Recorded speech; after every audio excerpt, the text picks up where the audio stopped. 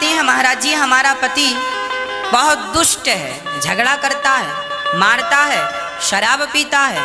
माना कि आपका पति शराबी है, दुष्ट है, पर फिर भी आपका पति है। इसलिए पच्छर में यदि भगवान को देख सकती हो तो पति में भी भगवान को देखने का अभ्यास करो। जो पति कर रहा है उसके कर्मों का फल उसे मिलेगा, जो आप कर रही हो वो आपके कर्मों का फल आपको मिलेगा। इसलिए पति के साथ बुरा व्यवहार ना किया जाए, नहीं तो उसका दंड मिलेगा।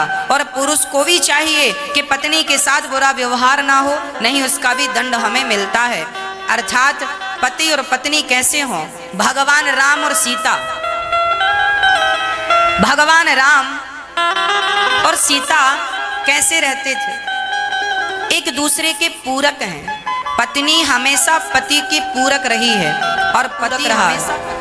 अकेली स्त्री भी किसी काम की नहीं और अकेला पुरुष भी किसी काम का नहीं।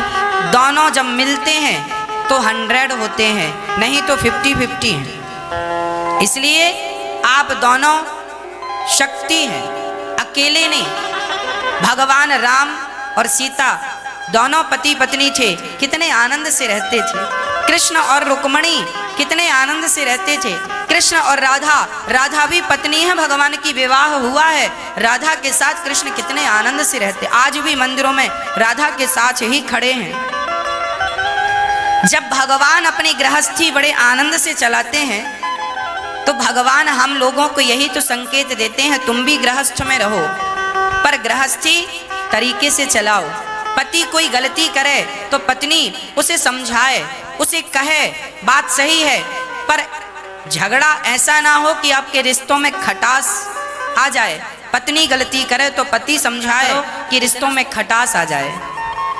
पति कुछ कहे तो पत्नी को चुप रहना चाहिए और पत्नी कुछ कहे तो पति को सह लेना चाहिए।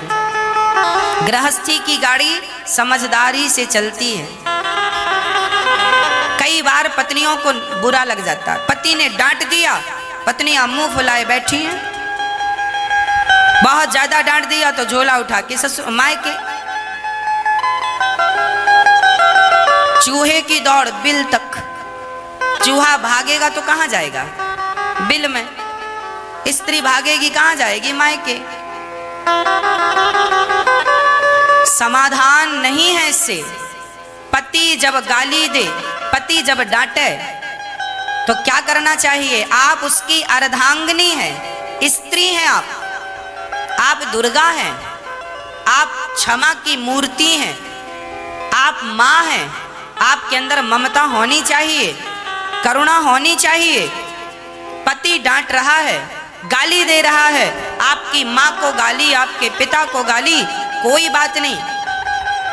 आपका स्वभाव जैसा थोड़ी देर पहले मैंने कहा, पत्थर धूप में गर्म हो जाता है पर हीरा धूप में ठंडा रहता है। तात्पर्य यह हुआ, पति की इतनी गालियां खाने पर भी आपका स्वभाव शीतल ही रहे, ठंडा ही रहे। इस स्वभाव से तो गृहस्थी चलेगी। और आप भी गर्म हो गई तो वह रिश्ते टूट जाते हैं। एक पत्नी बोली, गुरुजी हमारा पति बहुत गाली देता है। हमने कहा, आपका पति आपसे प्यार करता है कि नहीं? हाँ हाँ महाराज जी, प्यार भी करता है। हमने कहा, जब प्यार आपसे करता है तो डांटेगा भी आपको। अब प्यार आपसे करे और डांटे पड़ोसन को, ऐसा तो हो नहीं सकता। जब आपसे प्यार करता है तो डांटेगा भी आपको। इसलिए छोटी छोटी बातों को छोटी ही रहने दो, उन्हें बड़ा करने की जरूरत नहीं है। इसमें आप समझदार नहीं कहलाएंगे। पति पत्नी का विवाद सुबह हो तो शाम तक सदा के लिए खत्म हो जाए, ये विवाद तो ठीक है। पर अब विवाद चल रहा है महीनों से, सालों से, ये विवाद हानिकारक है। खासकर मैं स्त्रियों से कहूं, पति पत्नी में झगड़ा हो तो मायके जाने की गलती कभी ना करना। मायके वाले आपको रख लेंगे, आपको कहेंगे कि अब ससुराल मत जाना, पर कब तक रहोगी अपनी माँ के पास? कब तक रहोगे अपने भाई के पास? कब तक रहोगे? महीने भर रहोगे, 2 महीने रहोगे? स्त्री का कल्याण ससुराल में है। स्त्री को समझदारी का परिचय देना है और पुरुष को बहुत समझदारी का। खासकर ये जो आज बच्चे शादी कर लेते हैं, शादी के बाद हम देखते हैं तलाक हो जाता है। क्यों होता है? कि कमी से। आप थोड़ा सा समझदारी का परिचय देंगे, दोनों में थोड़ी थोड़ी समझदारी होगी, गंभीरता होगी। एक बार एक संत से एक आदमी ने कहा, महाराज मैं शादी करूं कि ना करूं? आपने की है, आपका अनुभव क्या है? तब बड़े महात्मा ने कहा, बेटा शादी करना अच्छी बात है, पर शादी तब करना चाहिए जब आपके अंदर सहनशीलता आ जाए।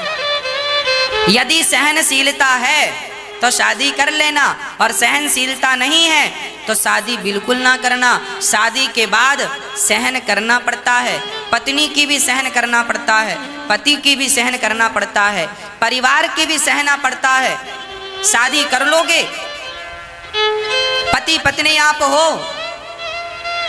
कल भाई ताना मारेगा, कमाता कुछ नहीं है, खाता रहता। जेठानी ताना मारेगी, देवरानी ताना मारेगी, कुछ कमाता धमाता नहीं है, खाती रहती है, टुकड़ों पे पलते रहते हो। कोई भी कुछ भी कह सकता है। इन सारी बातों को सहन करना चाहिए, और सहन करते हुए अपनी गृहस्थी बड़े आनंद से चलाना चाहिए।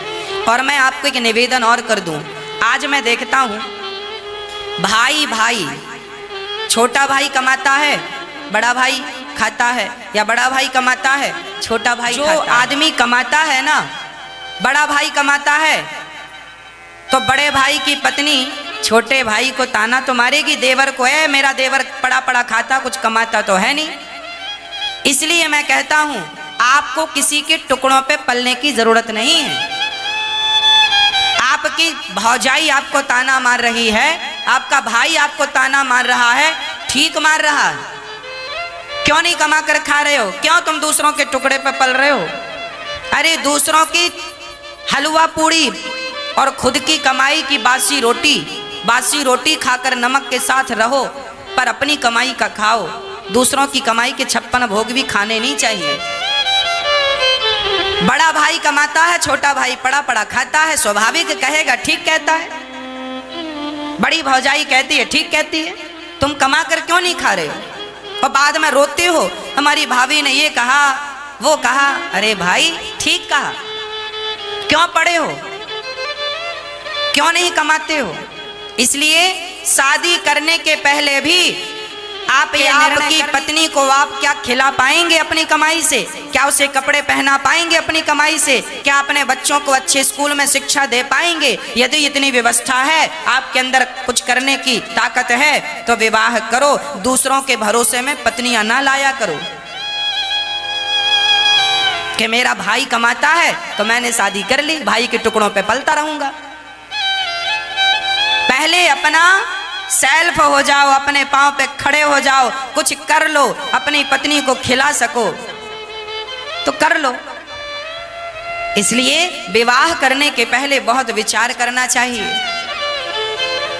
और लड़की के पिता को भी विवाह करने के पहले ये विचार करना चाहिए, जिसके साथ आप अपनी लड़की का विवाह कर रहे हैं वो 2 पैसा कमाता है या नहीं। यदि कमाता है, वो करोड़पति नहीं है चलेगा, पर 2 रोटी कमाने की ताकत रखता हो अपनी मेहनत से, तो बेटी का विवाह कर देना। और आपने ये सोचकर कर दिया कि 2 भाई हैं, 3 भाई हैं, 4 भाई हैं, और बाप की संपत्ति तो है ही, और बड़ा भाई तो सरकारी नौकरी पे है और छोटा भी है, और बीच वाले से कर दो, तो बड़ा और छोटा कब तक खिलाएगा?